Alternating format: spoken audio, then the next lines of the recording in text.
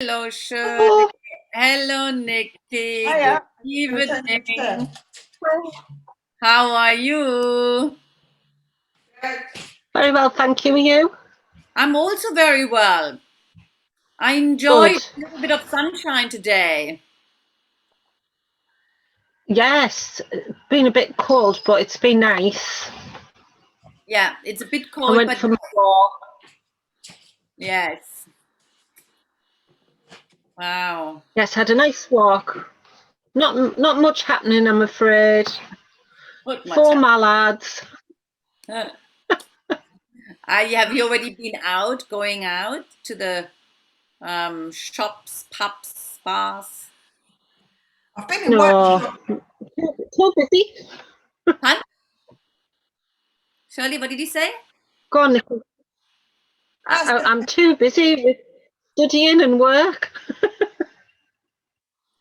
I went out at lunchtime because I live quite near to my high street, so I go out most lunchtimes and walk around that way. So I didn't. It does feel it doesn't feel that much different because quite a few of the shops in my high street were open before because they had Boots, Superdrug, the news agents and all the banks. They were open, so.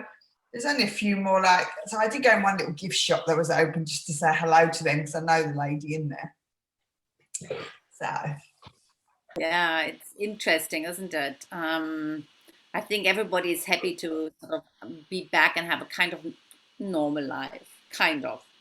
yeah, I would like to be able to go to I like gym classes. I know the gyms are open, but I prefer to go to a class. So do I. Yeah, I do as well. So they are Class, doing some grid training in the car park, apparently. classes are still closed. There are no classes. No, the gym is open. No. They're not allowed to do classes with lots of your. It's a Yeah. bit silly, really. You can't because the way they do the classes since like COVID. Last year were allowed once we come completely out of them to do classes, but there's all markers on the floor. They've set out 2-meter markers, and when you do your aerobics or whatever, you're only allowed to do it in that little square. But it actually makes it quite good because then everyone just stays apart and you just move around. Whereas before it was a bit of a free for all, and sometimes but now there's no classes, but you could go up to the gym and you could work out right next to someone else. Yeah, what difference does it make? I Yeah, don't get the difference really. if they let the classes happen, then people go, well, why can't I go and sit in a restaurant then? Because I'm not. I don't know. There's blurred lines, isn't it? It's Yeah. like, You know, I'm a swimmer, and I've just booked to go back to swimming, but I found in the last time when we came out of the lockdown and we were allowed to go swimming, I felt that there was just too many people in the pool and you couldn't social distance. So you'd swim your length and it was like, right, where do I go? Where can I at the end? Because there was just people. Yeah. So but I survived it, so I'll try again tomorrow. I tried my swimming costume on and that's the last thing I want to do right now, to be honest. well, God, couldn't bear it. Not I'm active and I've kept myself active, but I'm a swimmer and I swim generally 2-3 times a week and I swim a mile. So I think not being able to do that has made a massive difference to me. Really. So it does. I went running. I started running last year, but this year it's the opposite completely. I was really active first lockdown, and this lockdown I'm so inactive. I don't even know why. It's strange, isn't it? I don't know. I think this is more difficult, this one. I think it's because it was winter time. Yeah. It's exactly what. Last year it was Easter, and remember, we went our bikinis outside. Yeah. It was very different, and now it's 1 degree, so very cool. So and we went through being in lockdown during the entire winter. Winter is not an easy period anyway. Yeah. And then lockdown, and then every day the same. It is tough.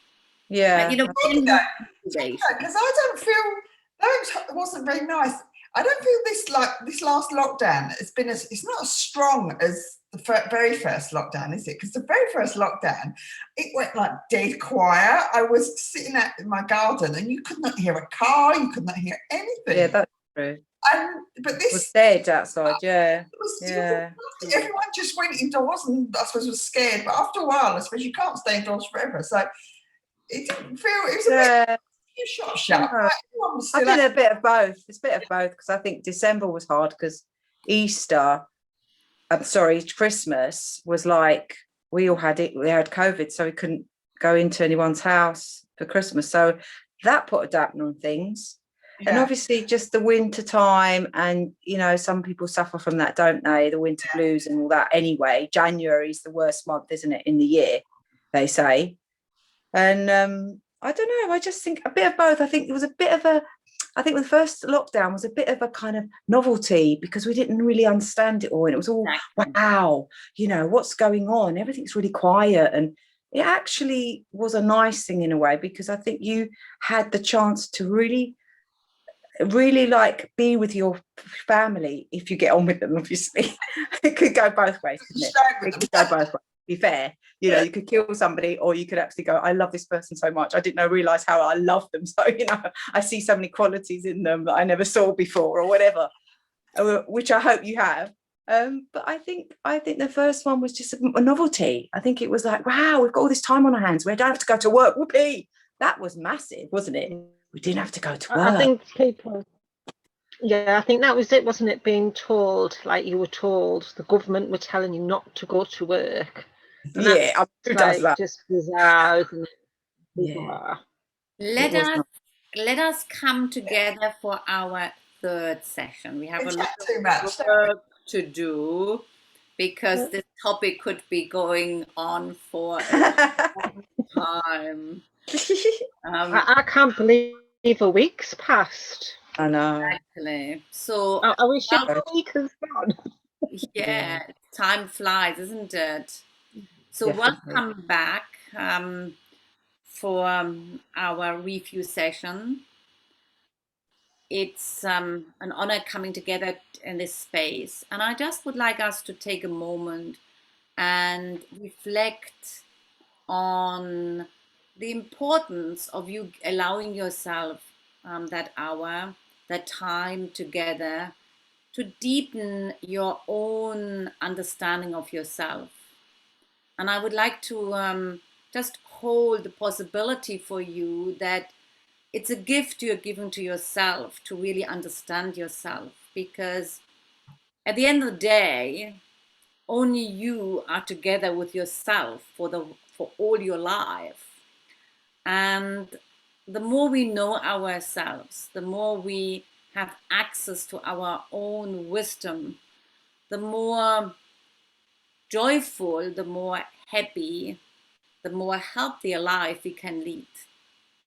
So with that little sort of framing it, welcome to that space we are now creating.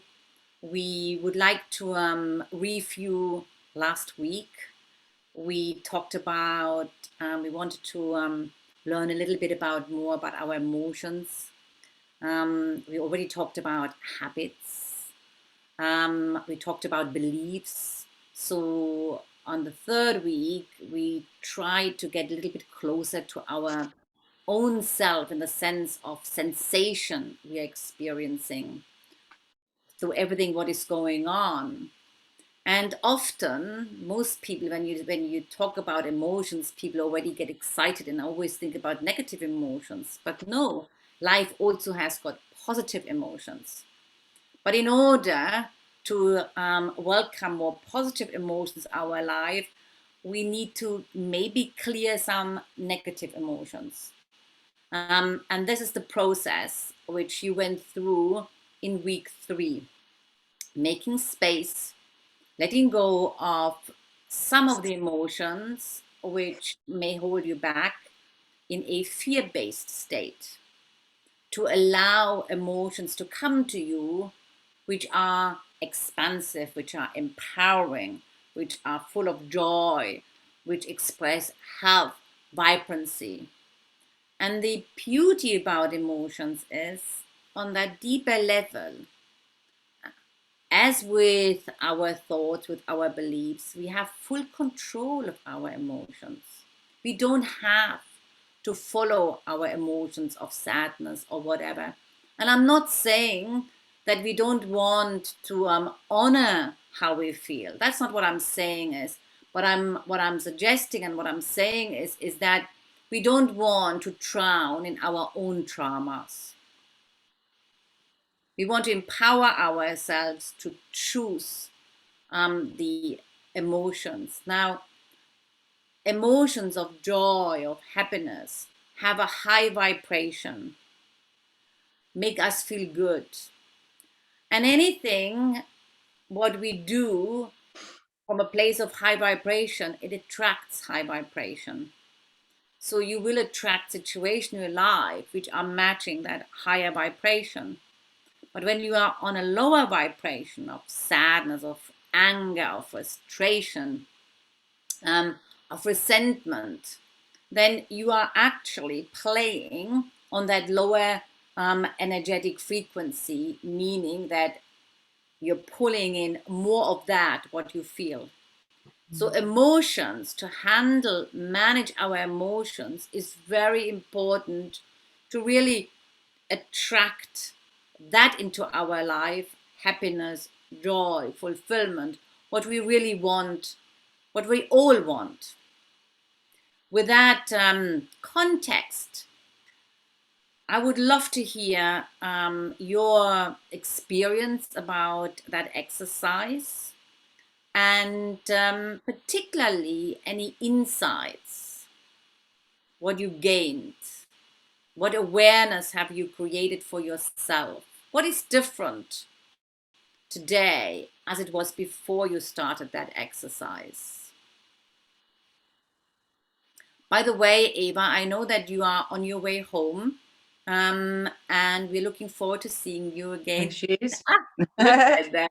5 more minutes. I'm walking quickly. So I'm listening all the time. Okay. Absolute, So, Eva. okay. See you later. So Okay? apologies. Yeah. Oh, no, that's fine. See you later. Elizabeth was saying that she may have to work late tonight. So Elizabeth, when you listen to the recording, a very warm welcome to you too. Feel free to get in touch if you wish. With that, who would like to share your insights? Helen, you always have wise words. Do I? I don't. Sometimes you see, isn't it funny? Because I think I'm the opposite. I just thought when I first started it, I was like, I was really excited about being in touch with my emotions. I thought, right, this is a really good opportunity to see what is going on here. And I have to say, I have gone through so many emotions. I don't know about anyone else. In one day, I'm so exhausted because it's being aware of those emotions. It's from it's a split second. You're happy, I'm really joyful, and then something happens, and then I've gone to the angry stage, and then I've gone calm, and then I've gone. It's such a roller coaster. I don't know why it's such a roller coaster. And what I have noticed that there is certain emotion that pops up a lot, and there is a bit of anger there. There's quite a lot of anger there. And I think I start off the day really well. You know, you kind of wake up and you go, right, this is a new day. It's a beginning of a new day. I'm a different, you know, I'm a different head on me. I'm going to be like this. I'm going to feel good. I'm going to whatever. And then something happens. Like today, something to do with like a utility bill, and I just hit the roof. Yeah, something simple like that. Or somebody says something. So it might not be me that feels like that. It's an outside thing that has an impact on me. Obviously, that's how we feel. That's how we, you know, that's how we move from one emotion to another. It's not just about us, is it? It's about how we live in society. I get that. But I find that really difficult to control. And I think it was Shirley that said about the music and the laughing. I did try that, but I had to get access to music quickly. So it depended where I was, to be fair. If I was in the car, that was great. But what it was for me, it was that breathing exercise that you did last week at the beginning of the session. I know about the breathing, and it was 1, 2, 3, and think of something really lovely. Think of something beautiful. Think of a beach. Think of your son. Think of the most amazing thing that you have in your world. And that, not always. I mean, it did not happen always, no. But for me, and I was looking at how often, you know, when you said about the higher frequency, how often do I feel that higher frequency? And sometimes it varied from day to day. Sometimes the higher frequency was more dominant than the lower frequency, but I just feel, and I wasn't entertaining those emotions like you said, and I was aware of what you said last week, Claudia, about not buying into those emotions too much, and not, do you know what I mean, just going, right, you're angry, okay, fine, you're angry, let's find a way of maybe coming out of that anger. And that I've never done before in that, to that extent, to be that aware of it. I don't think I've ever done that in that way. I might be aware that let's try this exercise, you know, you've read about it, you know, I've done a lot of reading about stuff like that, but to put it into practice every day is a completely different thing. And I have to say, I've gone through so many emotions, but there are ones that are very common throughout the day. So I'm aware of that. Beautiful, Helen, for your summary. And again, it's very profound. What you have enabled yourself is to really see, to put, you know, last time you said putting on a table, you know, laying it out in front of you. So you're laying out in front of you now all your emotion. You have come to recognize that it is a roller coaster, if that's, you know, kind of word, because there are a lot of different emotions. And you have empowered yourself to understand that there are specific emotions which are recurring. Now, if you choose to, you can do some more work on those which are reoccurring, because, you know, certain emotions, they will come back until they are being resolved. That's just the way it is. And the other part, what is very powerful, Helen, is that you have found an emergency way of not getting involved in your trauma, but pulling you back very quickly. And the more you do this, the more that muscle will listen to you. And that takes time. It's, as you said, it's a practice. It's an ongoing practice.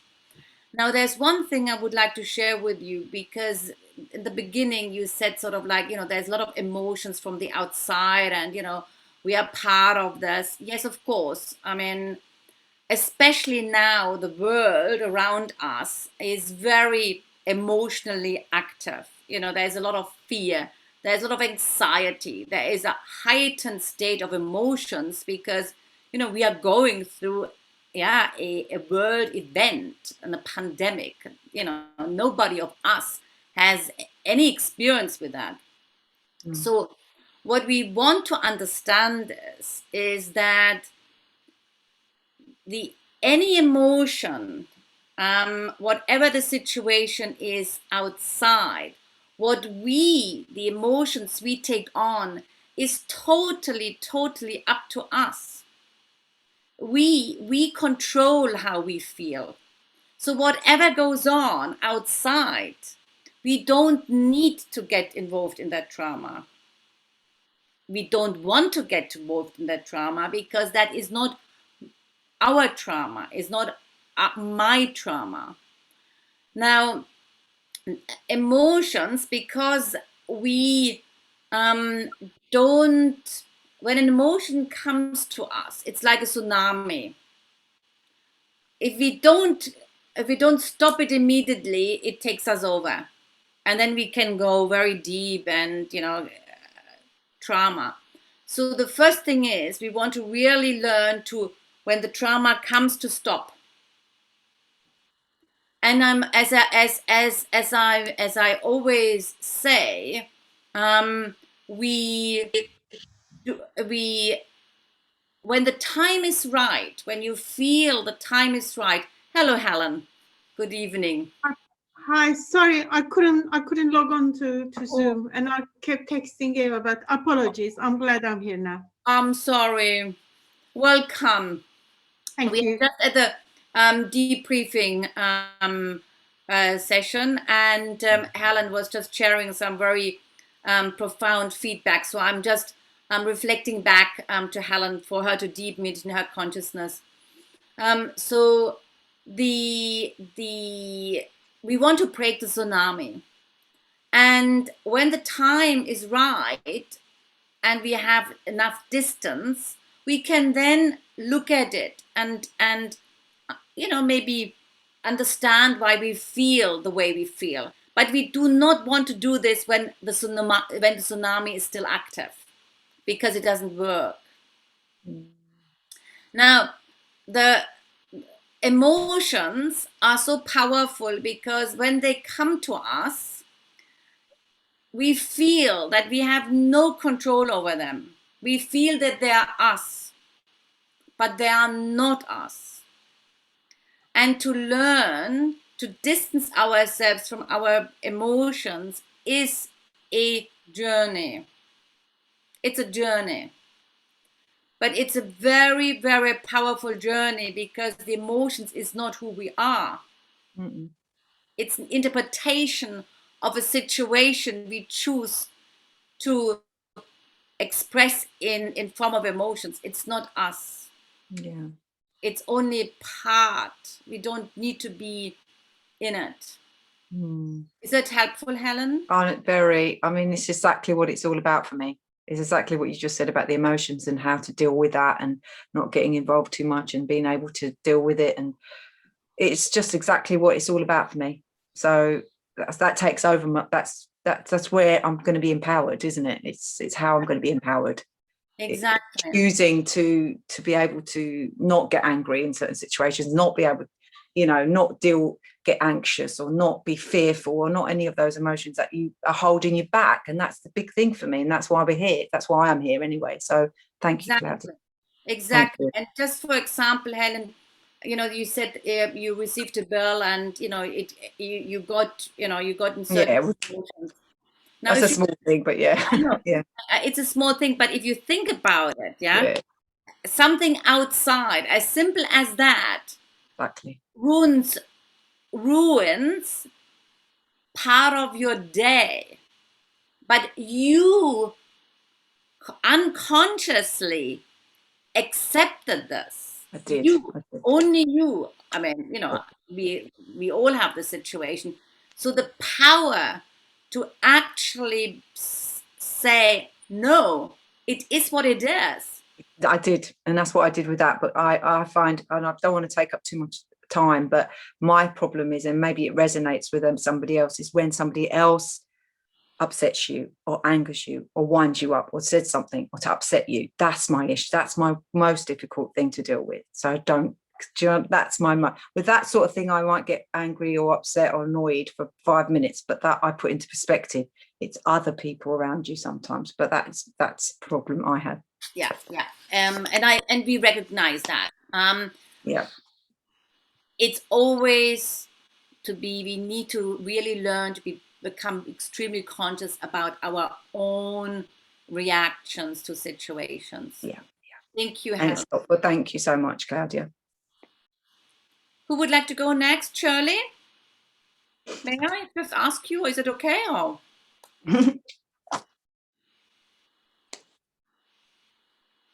Sorry, I was just making notes.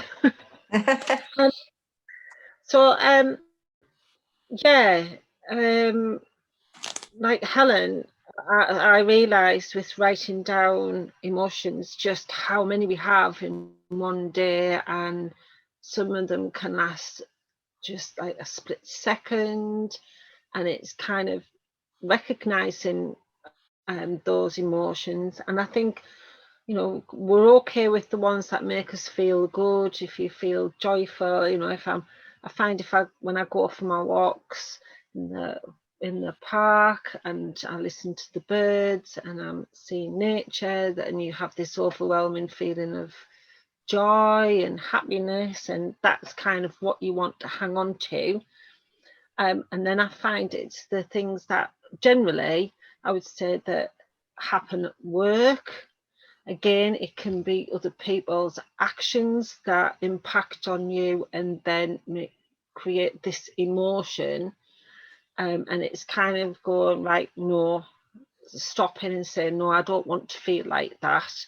And then kind of, if things came up in my head out of the blue, I'd be like, no, I haven't got time to deal with that, like you said last week. And I found that very helpful. No, I just don't have time for that at the moment. And that helped. And then I found kind of writing that down those first 4 days, I got quite a lot of quite positive emotions, really. So I've obviously had a good week. It's maybe next week might not be as positive, but you know, deal with that as it comes along. But then I kind of this part of, you know, a new, you know, week 3, a new friend, my emotions. And so I actually had a magazine and I flicked through and I started to pull out things that made me feel good, that and I started writing things down. So instead of just words that were emotions, I started putting how I wanted to feel, and then kind of, like I say, I was collecting images, and then it turned into kind of day 6 was, well, how, you know, kind of pinpointing how I wanted to feel. And then today it actually kind of well, I know I said I was supposed to be cutting down on my to-do list, but I've ended up creating another journal, only because it's things if I read, and it might be quotes that I want to put in. It might be I think with collecting images and drawing, I've enjoyed doing that and putting that in there, but also kind of, instead of words, started off with words, then they've become sentences. And then today it was kind of, today I will follow my path with joy in my heart, overcoming any obstacles with positivity and a smile. And I've put, it is now that matters, and wake the spirit within and have gratitude for all life brings. So it's kind of coming to a recognition about myself, recognizing that I've always kind of hung on to my issues late in the past, but then I've kind of come to recognize that it maybe isn't the past, it's just recently, with losing doing what I love best, being creative and working in the community, doing that. And I recognized that I was grieving for that, and I've just kind of been saying my weight's been due to menopause. But actually, when I think about it, the time it started was that about the time that things started going wrong, you know, when my work wasn't there. And so it's kind of coming to that recognition that perhaps there's been things that have made me unhappy, and I think this has really helped me recognize that, so that I can now go, do you know what, I don't want to feel like that, and I don't have to feel like that. And I don't have to open that bottle of wine because I feel like I've had a bad day. That bad day doesn't exist anymore. They're just good days because I'm determined to have those positive thoughts. And I think by writing it down every day, it really helps me to continue. It's like, I suppose it's turned into intentions and affirmations now, how I feel. Shirley, it's beautiful to listen to you. Very empowering. What I hear you saying is, and I would just want to deepen that space in your awareness, is we all have a past. Every day is past. And the past is past. The moment we take it in our future, we are actually continuing living the past. So therefore, we really want the past to stay in the past and acknowledging it as past. Yeah. Otherwise, we are creating our future, which we want to change, but still from a place of the past. And I'm, again, if some, release work needs to be done, some forgiveness work is very powerful, and anybody who would like to do some forgiveness work, I have some exercises for you. Let me know and I can post it. Also grief. We have to acknowledge that maybe if we have lost something, whatever it is, it's okay to feel it in order to release it, so that we can move into the present moment as connected to our own self, our spirit, to the joy, because we are joy. Everybody, deep down, we are joy. And that's a state we want to be in, so that we can move forward and create from that place. Yes, definitely. And this past week, well, I guess it's a build-up of the past year, really. But I think with doing, being involved with these courses has really, really helped me focus on what I want. I mean, although I lost that community, being an artist in the community, that actually stopped me from developing my own work. So as a positive, last year I tried to take that, well, now it's time for me to do my own work. And I've kind of said, right, do I really want to go back doing what I was? Because I'm quite enjoying doing what I'm doing. And I think, no, it's time to change and move forward and concentrate on my own creativity. I still need to work, and although the job that I'm doing it's positive, but it's full time, and I don't want to work full time because I want to have that time to work on my creative work. But an opportunity has come up to train as a nutrition coach, and I've now settled with myself not to waste time and energy on looking for another job, because whatever job I get I probably won't be happy in, because it's not what I want to do, but to put my energies into developing an area in my life that I'm really interested in, that will help other people and will allow me to work wherever, if I move or doesn't matter where I live, I'll still be able to do it, because we've all learned about Zoom and Teams and things like that. But it also means that I can then still earn a living doing something that I'm interested in and I enjoy, but will allow me that time to develop my creativity as well. And I think I've kind of come to terms with that, to move on in a positive way. Which is fantastic, because what you're doing is you're empowering yourself, doing things which give you joy. That means you are creating situations which will reflect that state of being. Well done, Shirley. Thank you. Thank you, Claudia. Nikki, what is your learning, your insights? It's similar to Helen's, how much like you can change in almost like how many you have a day, all the ups and downs of the day. Some of them are only small. I was trying to maybe think of it as a bit more like the chemical imbalance in your brain or something, because how can sometimes, like some of the days I was just having not a down day, but just an average. I just felt ordinary, and I was just like plodding along on Saturday, mainly Saturday, and I was maybe a little bit bored.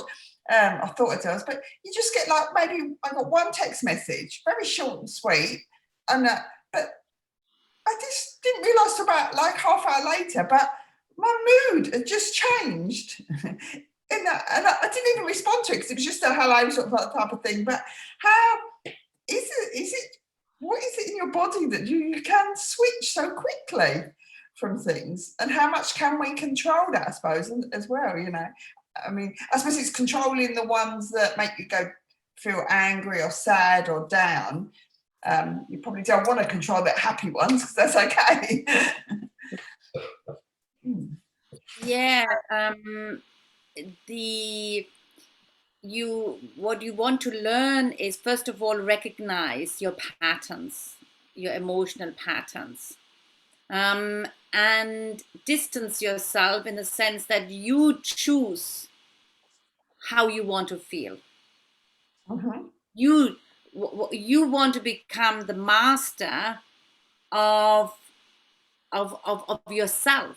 You want to become the master. That's self-mastery. That's what it's all about, the spiritual practices. It's to really, really become the master of your life, of yourself. Yeah, because it's also like some of the other ones I've had this week. I've had quite a busy and I'd say quite stressful week at work, with new deadlines being put on me and things not like I've got some deadlines, but other people owe me information, and because I didn't get that, my deadline, and people are then like having a go at me for not doing my stuff, but I couldn't help it, you know. I suppose it's like dealing with that was another sort of issue, as to like, well, it's not my fault, and but somehow I got upset about it, or you know, a little bit stressed and angered. But I don't know, generally I've had quite a good week. I also thought of the things you mentioned at the end of last week about things to try to change your mood or to that stuff. So I realised that one of the things I do like listening to music, and you know, as soon as a different song comes on, or a song I like, I can change within seconds from that. So I do listen to music quite a bit, and also, yeah, just going outside, going out for a walk, and just sometimes for me, because I live on my own, just speaking to someone. I realise my mood can change 1 minute just from, I can go out for a walk for an hour and see no one, or I can go out for a walk for 5 minutes and just say hello to one of my neighbours, and my mood can change so much quickly. And just so that human interaction, I know, is something that really is something that I need. And the moment you know this about yourself, you can now create space in your day so that you can have more of that, what helps you to feel good. That's the whole point of this exercise. Becoming aware, like you were saying, I feel better if I have human interaction. So the question is, how can I create more space in my life so that I can feel more joy? Yep. That's exactly what we are aiming for. Thank you, Nikki. Eva. So sorry for being not available earlier. So the reason I'm doing this course, and the reason I've been doing a lot of self-development over the last few years, is based on the realization that I am repeating the same patterns, which makes me very frustrated and feeling stuck in life. And also that I'm becoming like my mother. So my mom is a lovely person, but some of her character traits, and not just my mom, but other women in my family, do have certain belief systems that have not been made constructive, or they have not really contributed in a positive way towards their livelihoods, or how they feel about themselves, or how they feel about other things. And I think the biggest one that I identify in myself and my mom and my aunts and other women in my family is the anger that the world is unfair towards women, or that the world is unfair, that things are not just. And I think that, you know, not being in a space of your power, or not being able to speak, is a very debilitating place, right? Because it really constrains your opportunities. In fact, you don't see opportunities if you don't think you deserve them, perhaps, or you don't think that you will get them anyway. So that is probably the biggest thing that I have been working on for quite a long time. So I'm aware of these thinking patterns that I have in myself. But having said that, I still fall into them. I very often am not objective and make judgments about where the situation is going and take things very personally, whereas they're completely not personal. But I do have tons of techniques to shift my thinking or my mood. And music has been mentioned. I do a number of breathing practices, also exercise that's really, really focused, that puts you in the moment, like golf or Pilates or gyrotonic, Zen yoga. I find that very helpful. What I find really helpful as well is having sense of humor and just being able to laugh at yourself. So as I was on the tube, because there was a signal problem, and I wrote a message that I thought was to my best friend, who wrote me this morning, Eva, you need to get your jab because you can sign up now. If you're over 45, you can sign up. So I managed to sign up. And I thought I was writing to her. I wrote jab at 9:30, glass of champagne at 10:30. But I sent this message to a famous economist with whom I'm supposed to play golf. So I hope he will have a good laugh. I had a good laugh. What can I do? The message has been sent. So anyway.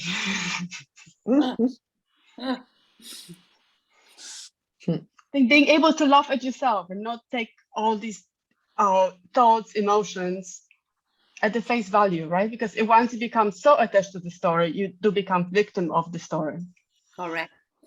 Eva, let me ask you something. You said that you have done many self-awareness courses and you are very aware about the issue, which in itself is very powerful, because the moment we know where our default pattern is, we be able to do something. What benefit do you believe you have by holding on to this belief?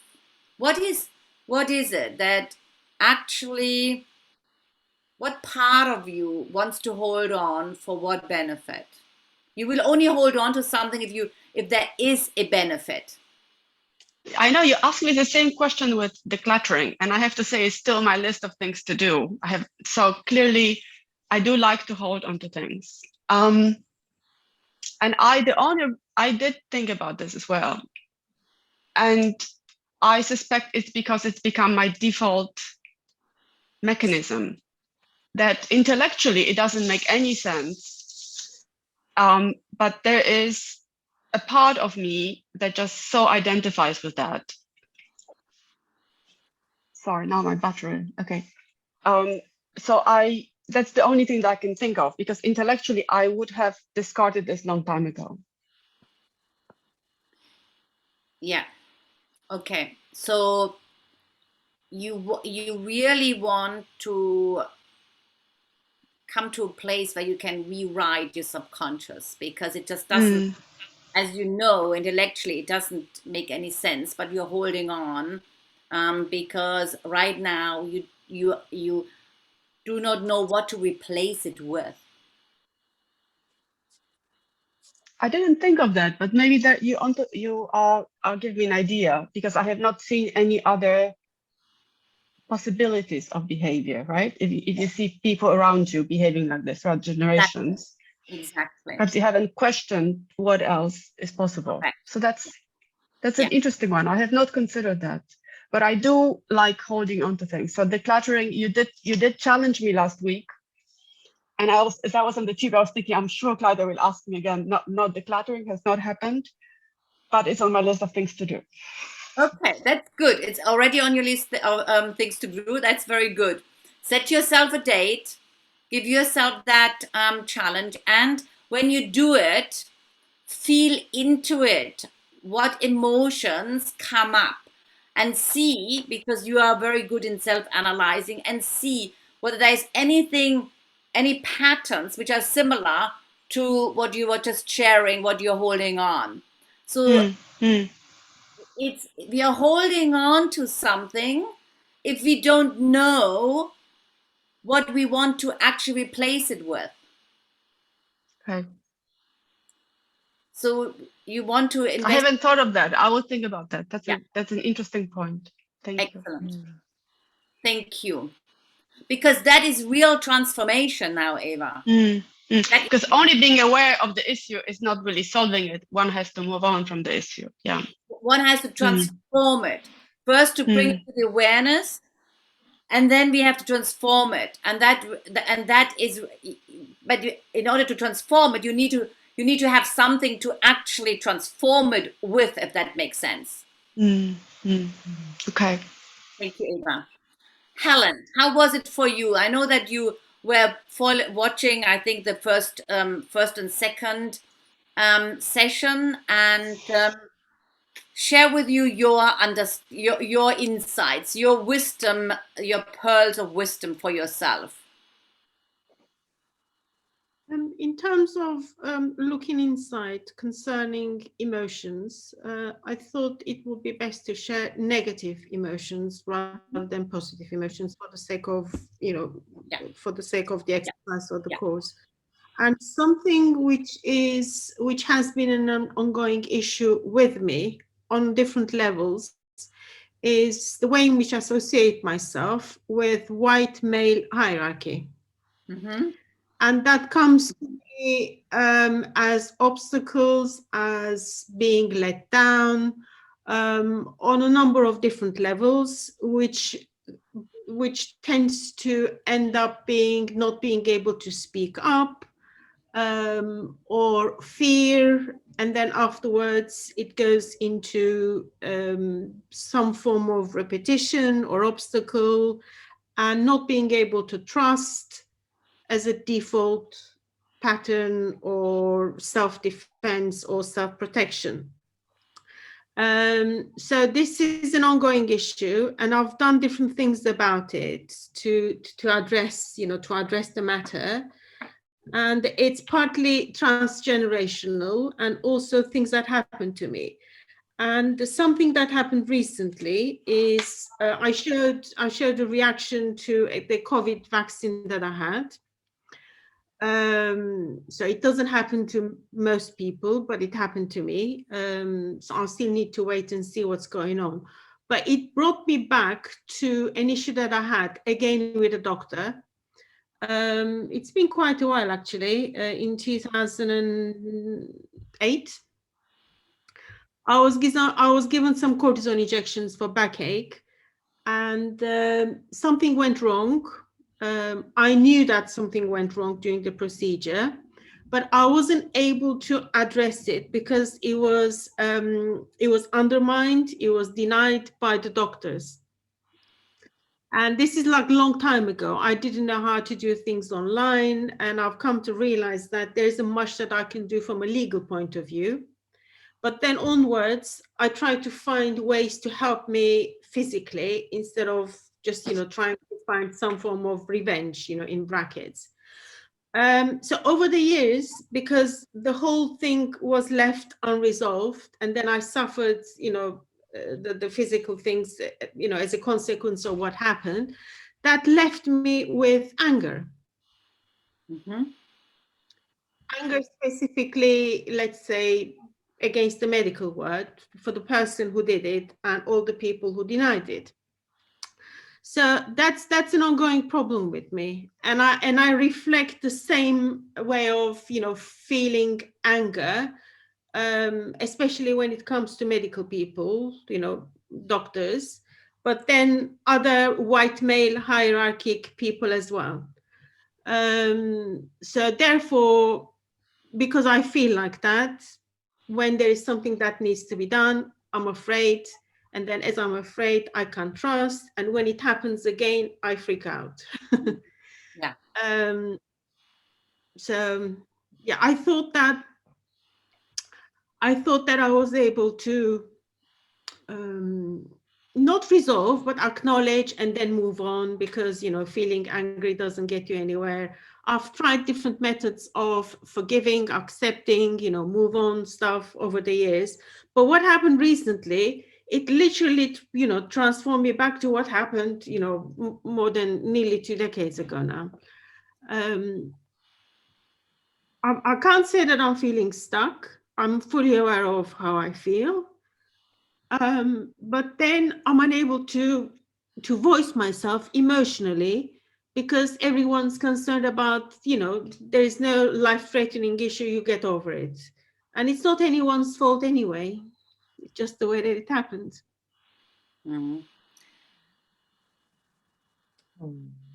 It's when something is not resolved from the past, and a situation which is similar for our brains, it immediately brings that from the past into the present. And then the spiral starts. All of that, what you have experienced in the past, comes into the future, or in the present, actually. Mhm. And whilst, Alan, you totally understand that rationally, but it's the emotion which take over. And that's the challenge. On the positive note, you are aware of that. Now, what I would like to reflect back to you is, obviously, because the past has got a very strong charge over you, there is still residue of emotional charge which is not yet gone. So you may want to, now that it has become that this situation and these patterns have become alive again through the situation you had to experience, you may really want to go back and look into forgiveness. Forgive yourself, forgive the situation, forgive, yeah, everything what you experience, but forgive yourself in it. Okay. Do you have, I mean, I know that you said that you have forgiveness practices. If you want some forgiveness practices, I can certainly send you something. If you would like to, I can share that with you. I put it up in the forum tomorrow, because what we often with forgiveness work, we may have done forgiveness work, but there are layers of it, and for often we work on forgiveness about the situation or the person, in your instance a doctor, but actually, have you been able to forgive yourself for feeling the way you feel, for the hurt you have created to yourself?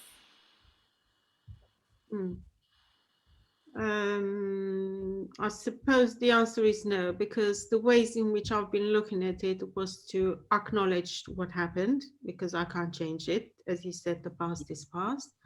And also try to see it from a point of view that this wasn't done intentionally, just the way that it happened. Hence, there is no need to fight. There is no need to be angry, because it's beyond me. It would have helped if someone acknowledged my pain. They didn't. It's not my fault. It's not their fault. It's just the way that it is.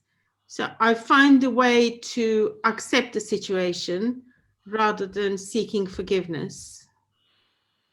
And that's maybe now where you have come to that part, because you are accepting it, but now you have to forgive the situation, and importantly yourself. And I'm sure if you can truly forgive yourself, you will see the shift. Okay, forgiving myself is not something which it wasn't within the perspective. Yes. Because my thing was always against other people. Yes. We forget that. I know it's very common. We work with a situation, and our mind rationally says, of course, I have forgiven him or whatever. But then we haven't forgiven ourselves, and therefore the situation is still charged. The moment we can forgive ourselves, you will feel energy weight leaving you. And then you become free for new thought patterns you can rewrite. And also, even though it's not healthy to have an argument, to have a sort of, verbal fight with, or showing your negative emotions, with your family members, with your friends and things like that. But it also acts sometimes a chilling point. You can take a pause, you can reflect, and then you can do things from a color point of view. But if you lose your temper and if you end up having a row with your close ones, it's done and dusted. You look at it like, we had a fight, we had a row, now we can move on. And in my case, because my fight was against the hierarchy, I was never able to voice myself. And when I mentioned it politely, after taking a breath, it was ignored. So no one listened to me. And not only they didn't listen to me, they belittled me because, at the end of the day, I'm not part of the hierarchy. And it was something that had to be ignored from their point of view.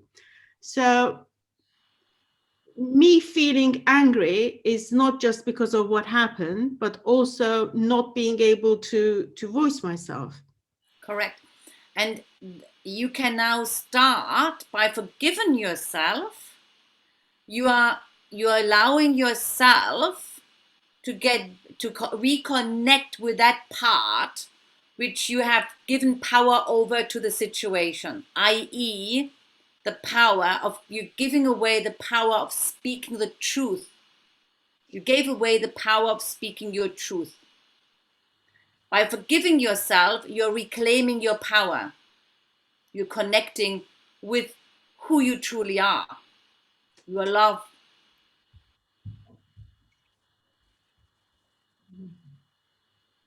Thank you. Pleasure. I'm very aware of the time. I would very much like to move into week 4 about gratitude, and I wanted to introduce this session through a brief gratitude experience with you.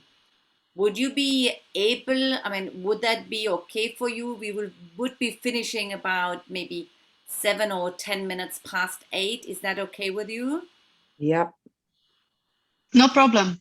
Excellent. Yeah. Okay, so we want to introduce an experience about gratitude, and let us just sit comfortably in your chair, whatever that means to you. Just feel your connection to the chair you're sitting on or the sofa. And if you can, place your feet on the ground and just feel your feet grounded with Mother Earth.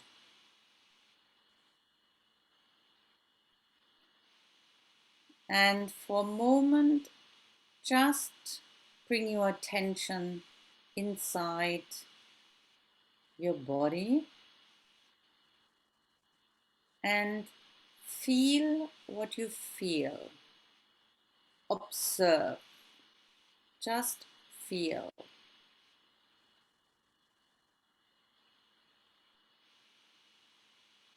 Feel what you feel. No judgment. There's no right. There's no wrong. It's only a feeling.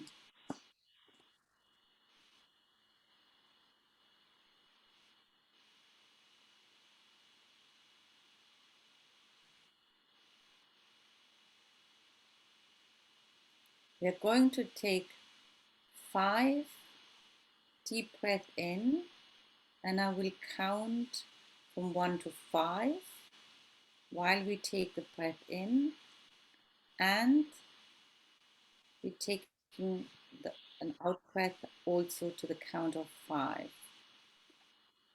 If you feel comfortable, bring your hand to your heart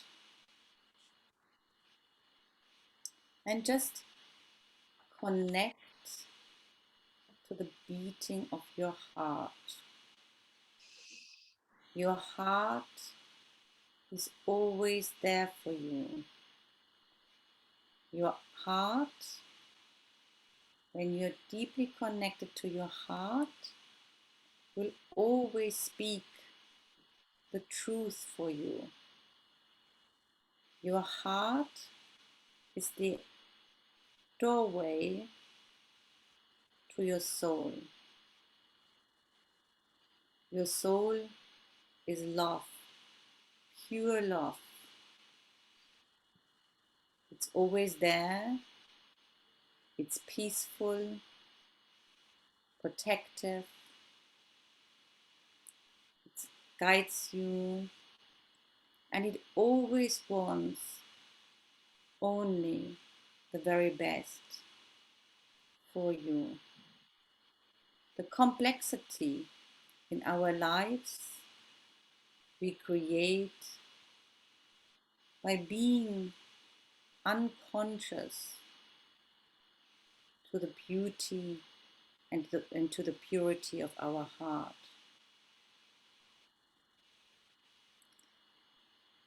Let us take just a practice breath in, deep in and out.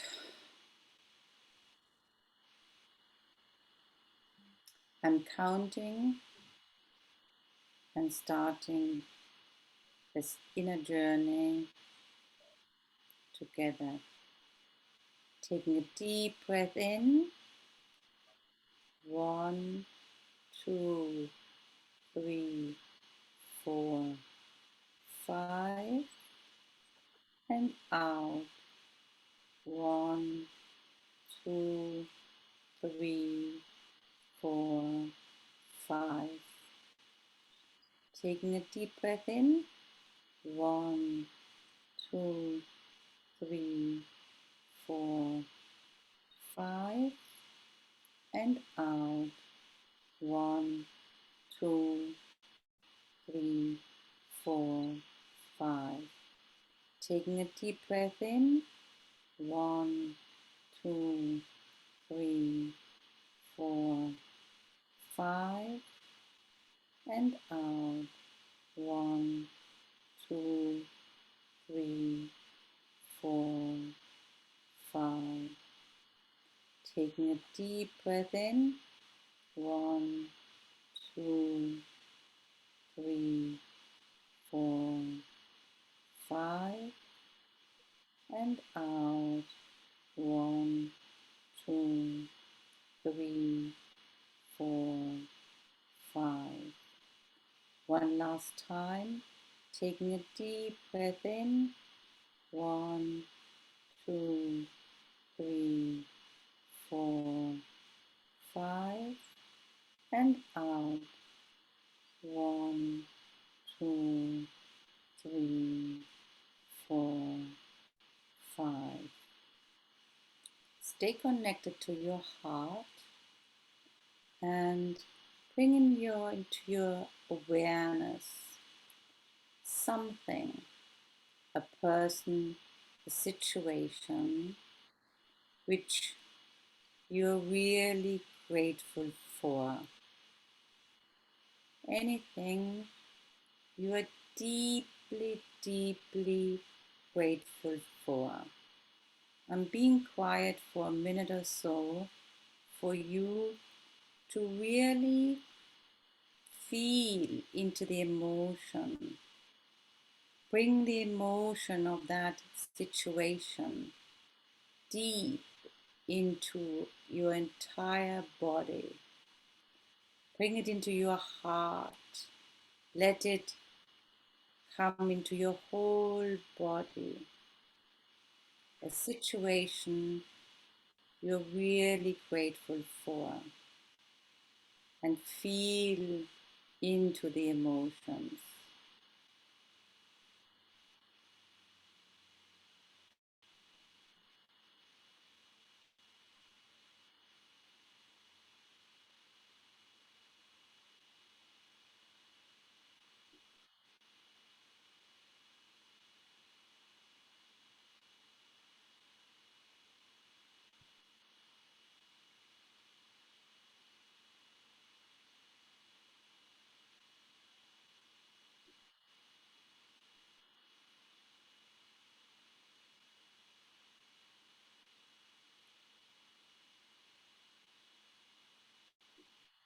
being connected to the situation, feeling the emotions of gratitude. Is there anything you would like to say to this situation or this person? Just have that conversation.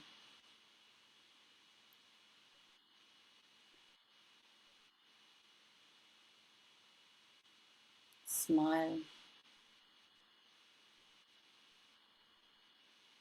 Be joyful.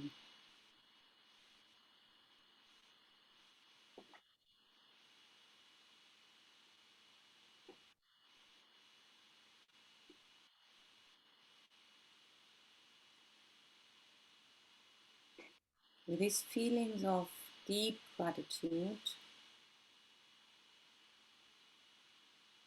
we come back to our circle, to our time together, and just share anything which we would like to share. There's no must, it's an offering.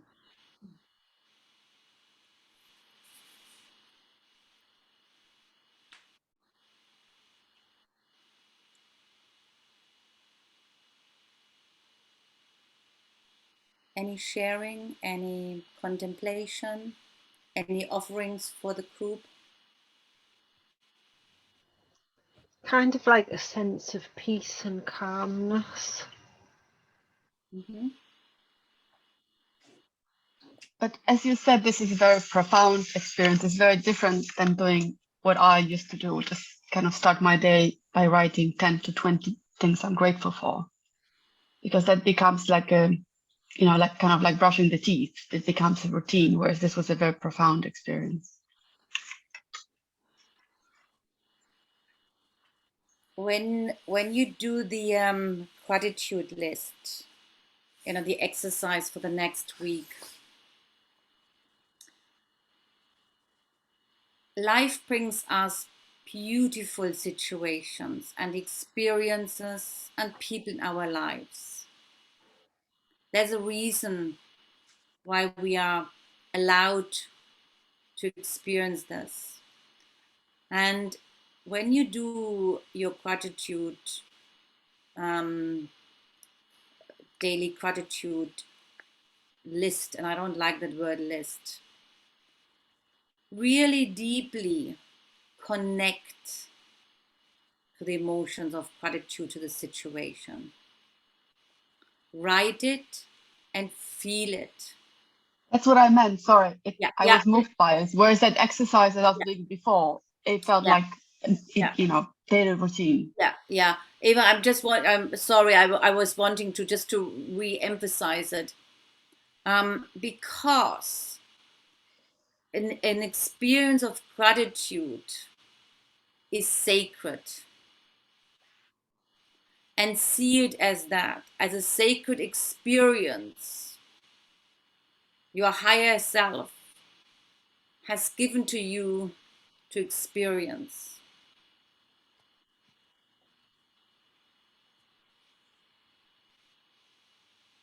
Rather than just, because we are being told write gratitude lists and all of that, which is absolute great because at the start, but you are at a stage where you can get so much more from that fourth week by connecting to that energy of gratitude. Now that we have gone through week 1, week 2, and 3, our habits, we looked at our habits. Last week, emotions, we have cleared quite a bit, and it's ongoing work, but we have become more in tune now to really feel into the sacredness of gratitude. And this is sacredness for your life. So when you do the exercise for the next week, I encourage you to maybe even do a little ritual for yourself.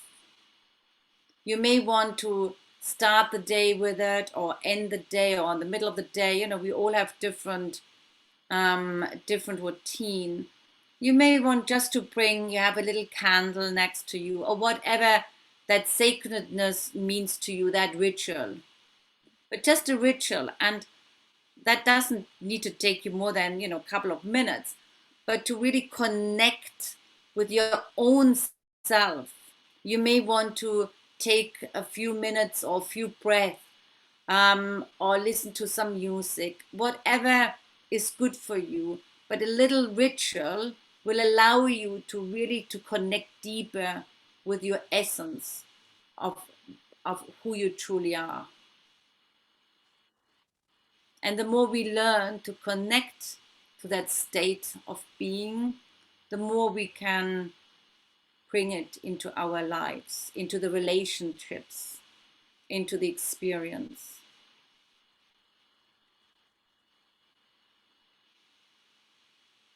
Does anybody have any questions?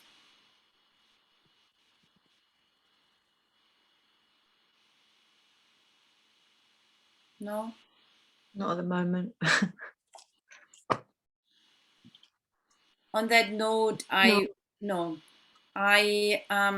wish you a beautiful evening. Thank you for coming together.